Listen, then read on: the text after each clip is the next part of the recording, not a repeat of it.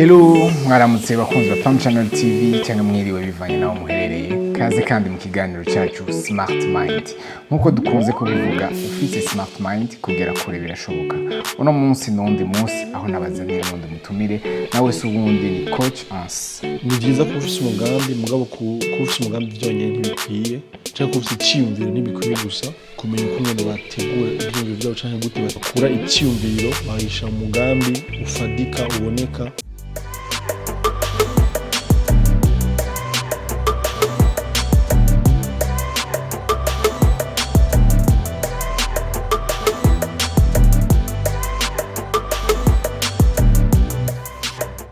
Ni gute umuntu ashobora gutangura umugambi akanawuhisisa akanawushikana kure? Nibyo asanzwe akoramwo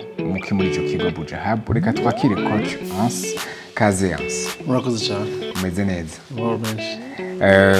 Ndabashimiye kuba mwemeye kuza mu kiganiro cyacu kugira tuyage ingene umuntu ashobora kukuza igikorwa cyiwe cyangwa umugambi wiwe. Kuba takuzi je ndakuzi bakunzi banshi ba Channel TV bishingiye ku gukorana kwa Buja Hub na Channel bo bakuzi, ariko hari abandi batakuzi. Kuba takuzi wo kwivuga gute? Murakoze cyane. Amazina nawe n'abavyeyi ni Asisa Hans Martinia. Nkuko wabivuze benshi banzi kuri Coach Hans. Nkaba ndi coach wabivuze. Nkaba ndi umwe mu barongozi cyangwa mu bigisha mu borosha mu kigo Buja Hub. Tukaba dufasha ugwaruka rufise imigambi y'iterambere kandi rukeneye kuyishikana kure ku rwego rw'igihugu cyangwa ku rwego mpuzamakungu. Nkaba nyoye cyane kuba ndi ngaha. Yes, cyane gose. Ego, merci beaucoup Ans kuri iyo kunibaza ko abantu bose bace bakumenya neza. Uno munsi rero turi mu gihe cyaho abantu benshi ndakunze kubivuga bashaka iterambere, bashaka gukora kugira batere imbere, bakanavyizera cyane ko bishoboka. Muri Buja Hub musanzwe mukorana kenshi n'ugwaruka rugifise imigambi rutangura. Mbe uno munsi kuba ufise umugambi unawizera ko ushoboka birakwiye kugira ubushikane kure? Nibaza yuko bidakwiye. Ni byiza ko ufise umugambi mugabo ko ufise umugambi byonyine ntibikwiye cyangwa ko ufise icyiyumviro ntibikwiye gusa. Kuko twasanze benshi mu bo dukorana bafise ivyumviro mugabo badashobora kumenya uko ngene bategura ivyumviro byabo cyangwa gute bategura bakura icyiyumviro mu cyumviro bahisha umugambi ufadika uboneka ushobora gufasha abantu mu buryo butandukanye. Rero nibaza yuko kenshi ugwaruka rufise uko kutamenya kubera ko rwiyumvira yuko umuntu kuba afise umugambi bikwiye ushobora kuca ntangura. Ni kimwe rero mu byo twihaye nk'intumbero gufasha ugwaruka, kuko ugwaruka rurashoboye mugabo hariho aho urashobora kwigeza bivanye n'ubwenge n'ubumenyi buba bufise. Rero je nibaza yuko bidakwiye kandi ko umuntu wese mu gihe afise icyumviro aba akeneye kuva muri kwa kutamenya, kubera ko twibaza yuko umuntu ashobora gutangura uko nyene muga twige nk'ikigo benshi tubafasha kumenya ngene ushobora gutegura umugambi wawe. Mbega ni gute nshobora kuwandika, ni gute nshobora kumenya ibijya mu mugambi canke ivyo abantu baba bakeneye kumenya canke ivyo abantu bashiramo dufate nk'uburyo bashobora kuba bifuza kumenya kugira ngo bashobore kumfasha shobora gutera imbere. Mugabo ikintu cyonyine novuga nuko hariho benshi twaramuye, hariho benshi twasohoye kandi baje bafise icyumviro, baje bafise umugambi kandi umunsi bashobora ko ubabeshaho ugafasha n'abandi n'ugwaruka n'igihugu. Ku myaka cyangwa ku gihe umaze ukorana n'ugwaruka mu kubafasha gutunganya iyo migambi no kwishikana kure, ni iki wasanze gituma umuntu ashobora kuba afise umugambi ariko ugasanga ntashoboye kurushikana kure? Nibaza yuko ibice 80% ari ivyumviro vy'umurongozi canke vy'utanguje ico gikorwa canke vy'utanguje iryo shirahamwe canke uyo mugambi. Ibice 20 navyo bikaba bihagaze cyane cyane mu kungena umuntu ashobora kuba yokoresha ibikoresho bigezweho kugira ngo ashobore gukora neza umugambi wiwe. Niko kuko rero benshi mu bo twakoranye abo wasanga biyumvira gutandukanye, abo wasanga bashobora kuba bavuga bati twebwe turashoboye, canke attitude ico bita mu Congereza mindset, umuntu kuba yiyumvira yuko ico kintu gishoboka akacumvisha n'abandi. Niyo kenshi usanga bituma abantu bashobora gutangura bagaca mu bihe bitoroshe, muga mu mpera zaho ugasanga barageze kure. Rero nibaza yuko kenshi benshi barihenda, bakibaza yuko ari gutangura gusa, muga jewe kenshi abo nabonye bashobora kugira kure, icambere nuko babanza kwiyumvira neza, ica kabiri nuko babanza kumenya neza na neza iyo bashaka kugera. Bafise igicapo kiboneka neza ciyo bakeneye kugera, hanyuma bakosha neza ibikoresho baba bafise kuri bo kugira ngo bashobore kugera gukoresha neza umugambi wabo no guha abandi ubuzi no kwiteza imbere. Aho nshaka rero utubwire neza pratiquement, uvuze ati igicapo, kuba ufise igicapo kiboneka gisigura neza ugomba gushika, ni iki cyo gicapo? Ni concrètement abari giki ushaka ubufisi iki ushobora gutuma umuntu akubwira ati agushigikira cyangwa aja mu mugambi wawe akavuga ati reka ndakwakompanya ndagufasha cyangwa dukorane dushikane uwo mugambi wawe kure? Neza cyane. Igicapo nico bita mu Gifaransa vision. Mu gihe ubutanguje umugambi ubukeneye kumenya neza na neza iyo ushaka kugera. Eko benshi mu batangura batazi iyo bagomba kugera, biba vyoroshe cyane gose yuko ataho bagera. Ni byiza rero ko ufise igicapo kiboneka neza. Akarorero, ndakeneye kugera ku miliyoni, sivyo? Ntanguje 50. Gute nzogera kuri miliyoni? Bisigura yuko igicapo canje, igicapo mbona nuko nkeneye kugera ku miliyoni, sivyo? Muga ntanguje 50 vy'amarundi. Rero ico nico gicapo, sivyo? Ndandaza itomati canke ndandaza ibitunguru canke ndandaza amambalaje canke ndandaza ibitandukanye, ico ubushaka cyose. Igicapo rero kiri clair, igicapo kiboneka neza nuko ntanguye uno munsi ni 50 mugabo nkeneye kugera kuri wa miliyoni. Rero iyo nzira ucucamwo niyo iciba itandukanye bivanye n'ivyo ubudandaza, mugabo umwe wese afise vision yaho agomba kugera. Ico ni igikorwa gusa ku mashira hamwe canke ku bantu bafise imigambi, no ku muntu wowe nka wewe personnellement ifuye ko ufise igicapo kiboneka neza ciyo ugomba gutwara ubuzima bwawe. Je akaroro mfatiye kuri jewe, naragiye ahantu muri conference yahinduye ubuzima bwanje wanashaka, kuko yatumye niyumvira gutandukanye, kuko nahuye n'abandi bajeune n'undi gwaruka uvuye mu bihugu byo mu karere kacu biyumvira, navuga ati abantu biyumvira wow, ibintu kumbe birakunda, biteye imbere cyane gose. Navuye muri conference ifise igicapo c'ingene nkeneye ku buzima bwanje bumera, nkavuga ati kuva ku myaka 20 gushika kuri 30 nzokora ibi, kuri 40 nzokora ibi, kuri 50 nzokora ibi, kuri 50 nzokora ibi. Ivyo bice bituma ngira n'ingoga zo gukora cane ngira ngo ngere kuri ca gicapo c'ubuzima mbona muri kazoza. Uvuze ikintu nagomba cyari kibazo gikurikira kijyana na influence. Hari igihe umuntu avuga ati bon, je ndashaka umugambi gicapo ndagifise, ariko ugasanga arantuze abamukikuje, aba influence afise kuri we ni permettre peut-être ko bikijya gicapo gishikako. Est-ce que mubo mwashoboye gukora canke mu migambi y'abantu batandukanye mwashoboye gukorana, mwarasanze ko uno munsi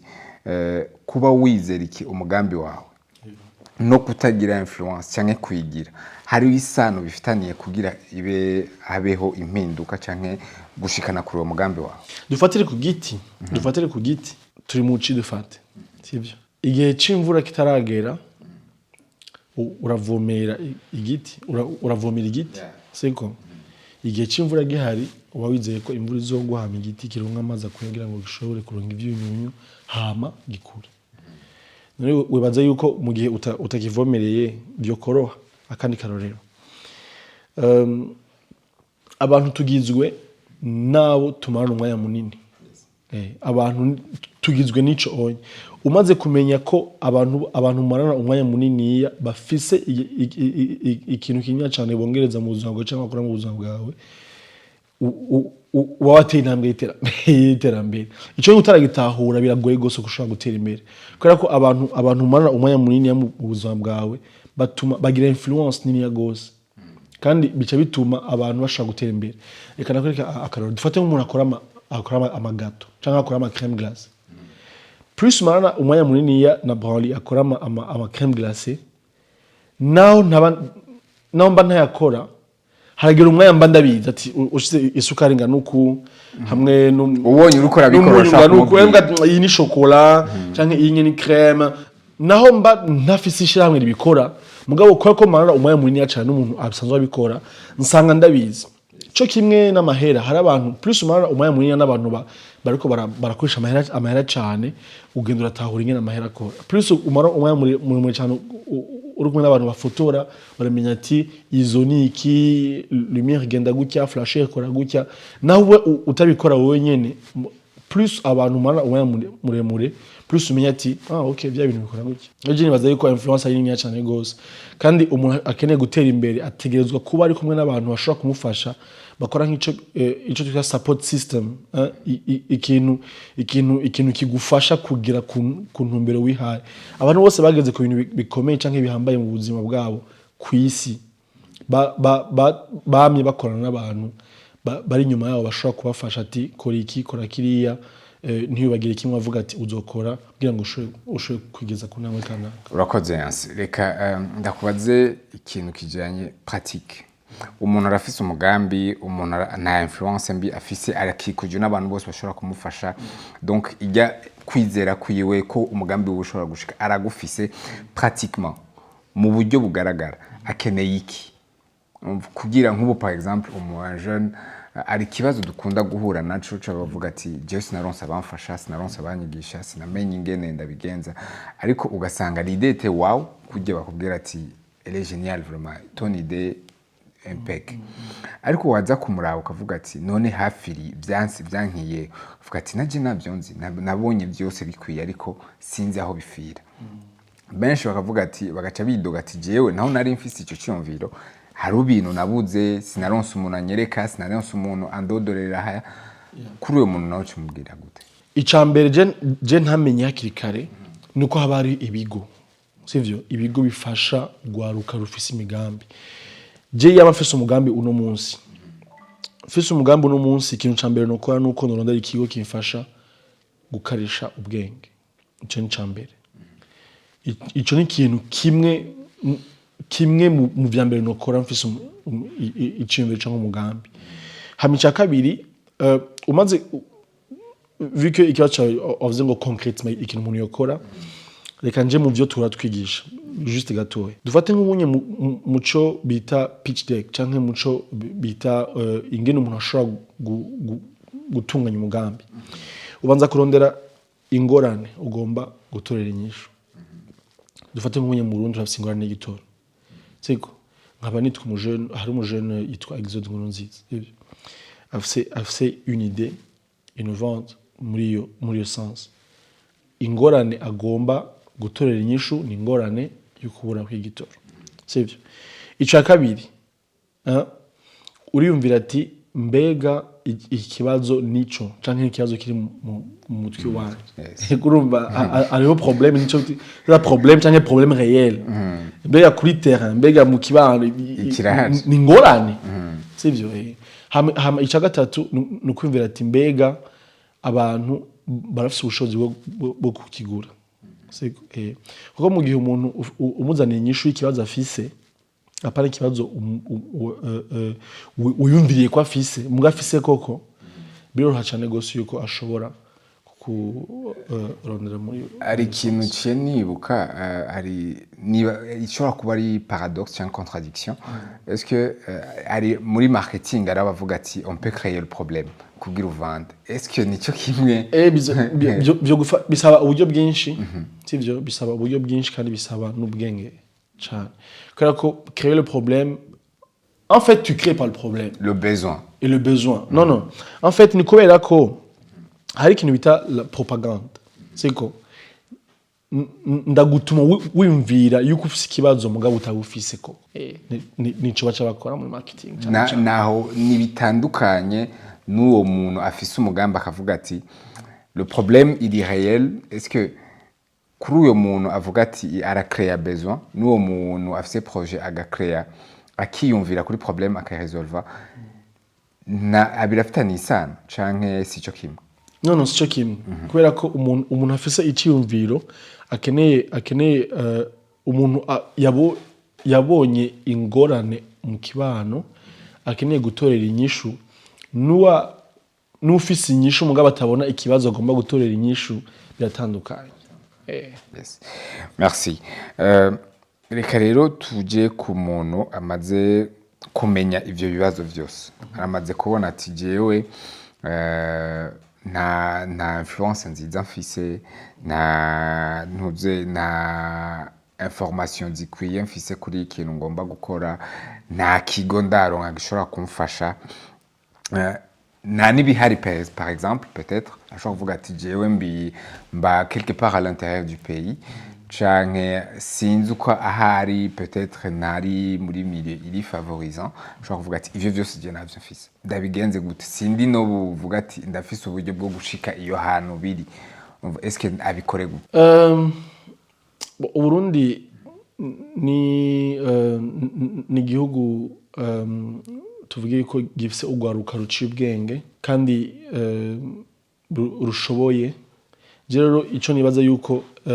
nuko bigoye kuvuga ko utaronse abantu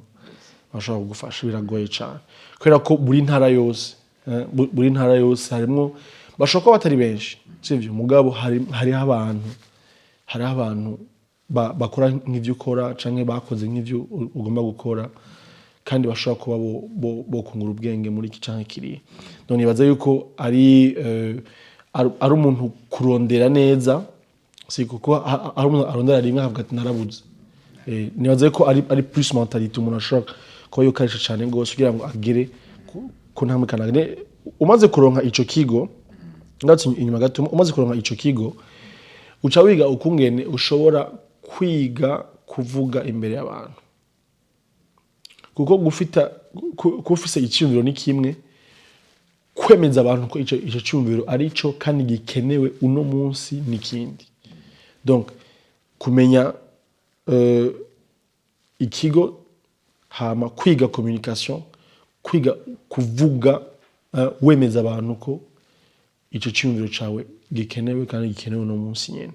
hamica gatatu nukurondera support system kimwe navuga mu kanya support system no kuvuga ati nabantu bashobora kuba bari iruhande yawe muba muri kumwe bashobora kugufasha mushobora gufashanya kugira ngo mugere ku ntambwe yo gushira mu ngiro cyacimiro uba ubufise yego akabazo gasa nakanyuma rero twira turangiza ikiyago cyacu hari abantu batangura umugambi ukana mu mezi 6 umwaka umwe ça explose il réussit son projet abantu bose barakomya amashi nundi ubona umengo biko bigenda pole une année 2 ans 3 ans aracyari muri état embryonnaire 5 ans même aracyari muri embryonnaire muri 10 ans niyo bije gukunda hari nundi nawe ubona ati muri une année papa ça explose abantu bose barakomya amashi abo bantu babiri batandukanywa n'iki nibaza yuko bibana sivyo nibikenewe muri uyo mwanya sivyo kuko hari abantu babona ko ico kintu gikenewe muri uwo mwanya n'abandi babona ko ico kintu kitakenewe muri uwo mwanya nibaza yuko plus bibana naho isi bigeze muri uyo mwanya fate nk'ubunye ku isi ikintu cy'abagore kiragezweho siyo ko umuntu wese afise umugambi uja mu nzira yo gufasha abakenyezi byoroshe cyane gose yuko umugambi ucamo uno munsi isi apparemment iriko irashuha sivyo changement climatique yego cyane amashamba agumashani bishobora ko uzanye umugambi uja muri iyo nzira biroroha cyane gose yuko ushobora kugira hariho ingorane y'ubucafu dufate sivyo ubucafu ni bwinshi cyane ku isi umuntu wese azana umugambi ushobora kuba wogira recyclage y'ubucafu biroroha cyane gose yuko umugambi w'urengana ndagwa karorero uravye nka Amazon sivyo Amazon yatanguje njwe kera cyane mugabo uno munsi niho tuko turabona cya kintu kumenya kinini yanane urumva donc nibaza yuko ari kumenya ati nahabigeze gute shobora kujana nibihe aussi innovation dufate nk'ubunye jewe mu bo dukorana kenshi habarimo ugwaruka sivyo rudebukirwa kavuga ati ikintu ngo nikiro kiracamwe reka mpindure sivyo je ndabaha règle yo bita règle de 90 jours sivyo ikintu ntukigerageza ukwezi kumwe hama ucudebukirwa ngo nicakoze gerageza minimum amezi 3 sivyo hama ugikore ushemo inguvu nyinshi kugira ngo urabe koko ico kintu gishoboka ico kintu est-ce que ça peut vraiment donner urashobora kuba utanguje ikintu ukaja hirya no hino ntigikunde ukwezi kumwe ukacubihe sivyo jewe kimwe mu bintu nk'ubunye nka jewe bituma mbandaye nuko deja mfise vision qui est très très claire kimwe mu bintu nko kuri umuntu adebukirwa abonye ko mu mezi 6 canke mu mwaka umwe ça marche pas nuko ya vision itabi très très claire quand c'est clair wamizako uguma ukora koko ubuze uti vyanka byakunda ikintu mbona ntegereza kugikora sivyo muri bintu vya coaching dufate jewe ku bantu nafashije one on one sivyo personnellement mu rundi ikintu gitembere cyane sivyo ahandi ni industrie ikomeye cyane gose abantu bakora mwari benshi cyane muga mu nyuma nta mu Burundi plutôt nta bantu benshi babikora cyane babyumva umubwiye ati alors que secteur nziza cyane alors hari ikintu gikomeye cyane ubukeneye gutera imbere ukeneye umucoach ashobora kugufasha nibaza yuko rero ku muntu adashoboye gutera imbere mu mwanya muto nibaza yuko yokoresha kwihangana no kurondera abandi bakoze ibintu byinshi cyane mu bintu nkora jewe nikorera ko hari abantu bakoze nk'ibinkora babizi bafise mu burambe twakoranye twamenyanye na negereye nkababaza bigatuma menya byinshi cyane gose ati hano hari ikinogo uzosimbe gutya ahantu hari ingorane kanaka uzobigenze gutya kugira ngo umuntu ashobore gutera imbere nibaze ko icyumviro cyose umuntu aba afise mu gihe koko aba agifise ku mutima abacumva abakibona neza ashobora kugishaka rero kayide gace kanzamo k'ikibazo nshaka kubabaza mentorship na coaching bitandukanye umentor arakubwira sivyo ivyo ukora canke akakwereka igicapo c'ibishobora kuba biri imbere umucoach agufasha kubicamo byose niyo tandukaniro umentor mushobora kwa muhura actually umentor ni munahura iminsi yose sivyo ni munahura iminsi yose kuko muhura rimwe mu meza aho ati kora ibi sivyo nudufate nk'umuje umentor wanje ambye ati Hans ucharginga amahera ku munsi ongira kwaya sivyo twasuye guhura meza atandatu aheze hamwe ati bya bintu bimeze gute ubu ni sawa ubunye barayemeye ok très bien donc uyu ni umentor moi umucoach umuntu agufasha on the way iminsi yose kugira ngo ugere kuri ya ntambwe umuntu ashaka ko yogera. Yes, merci beaucoup coach Hans, tuyaje byinshi cyane ivyo twebwe muri Pam Channel twari twateguye murabitwishyuye ko ariko turafise umugenzo muri Pam Channel ivyo tuba twateguye tuba tuzi ko dushaka kubabaza kugira bibere inyishu bishobora gufasha abakunzi bacu ariko tuba twizeye ko nawe we nk'umuntu uba afise message uvuga ati ndashaka ko abaza kurunkurikirana baronka iyi message be iyo message nimba uyifise uno munsi yobiye ubwa mbere na mbere ndabashimiye cyane kwa mwanyakiriye hama message ni zibiri tuvuge gukorera mu bumwe no kuvuga ugwaruka mu gihe ruba rufise ivyumviro ntupfane ivyumviro vyawe sivyo gerageza uko ushoboye kose uhure n'abandi mukorere mu bumwe siko kuko niyo nzira yonyine ishika ico nca mbere ica kabiri nuko ugwaruka goreka kuba paresseuse tuvuge siko kubera ko ngiye ukoze hariho impembo canke akaganuke uronka mu nyuma yaho sivyo nibaze yuko ivyo bibiri mu gihe vyokogwa kuri twese nk'ugwaruka vyotuma tugera ku bintu bikomeye cane muri kazoza nta kintu na kimwe kidashoboka muri kumwe nibaze yuko twagize ingorane nuko bon sinzi ko ndahita ingorane mw'ishure gukorana collaboration yari amakosa mwakolaboye mwatishije niko bavyita ati turawukura amanota mugabo ugeze dans la vraie vie ni ikintu gikomeye cyane gose yuko umuntu mushaka gukorana mushaka gukora hamwe hama mukagira kuntangukana kayubuzima mugashobora gutera imbere akaroro kico onye ni igiti bita bambu imara amezi imyaka 5 ikiri mwisi itaranasohoka imyaka 5 iri mu ivu sivyo mugabo iyo myaka 5 iheze ukivomera kidazoga mugabo ukivomera iyo myaka 5 iheze gikurume ngo imetero imwe ku munsi imetero imwe y'uduga ku munsi rero mbega cakuze ikibazo kenshi cyabaza ati mbega cakuze muri iyo myaka 5 canke cakuze izo nguvu zo gukura ukubonye ku munsi kirikura rero bisigura yuko umuntu akiza kwihangana hari byinshi umuntu acamo bigoye hari byinshi umuntu acamo usanga bitaryoshe canke bitoroshe mugabo nibaza yuko mu gihe uri kumwe n'abandi hama ukamenya kwihangana gukora cane ushobora kugira ku ntambwe kandi y'ubuzima imeze neza. Yes. Merci beaucoup. Murakoze cyane wakunze Pam Channel TV dushimire cyane Constance kuri cyo kintu urangirije ko ni ikigereranyo cyiza cyane shinge n'umuntu ashobora guteba yaterambere turiko turavuga ari ugasanga info iyo wakurikije